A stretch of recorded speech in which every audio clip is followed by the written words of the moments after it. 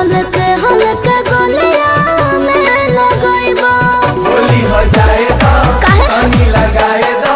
ए होलिया में नियम लगाइबू जननी ना तू भाव खोइबू। बाटे एक ताला तो दू ताला क देबा गोरे गोरे मुखड़ा के ताला क देबा मिसे गाल पीसे तो मसाला क देबा गोरे गोरे मुखड़ा के ताला क देबा। डाल देबे दो नहीं नहीं नहीं नहीं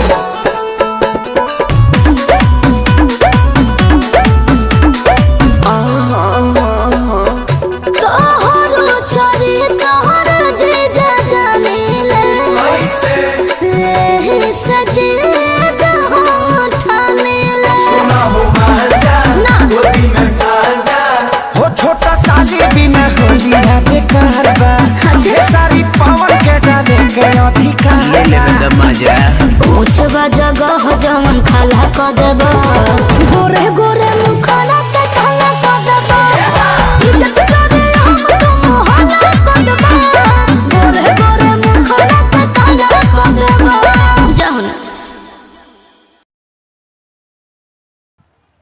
हेलो फ्रेंडो, अजान सुनांस में आप सभी का स्वागत है। फ्रेंड आप सब कैसे हैं जरूर बताइएगा, प्यारा अपना कमेंट करके। फ्रेंड आप सब बहुत ही अच्छे होंगे। फ्रेंड मैं वीडियो बना रही थी और फ्रेंड मेरा वीडियो जाके सर्च करके आप देखिए आज अंशु डांस में और बहुत सारा प्यार दीजिए, दुलार दीजिए।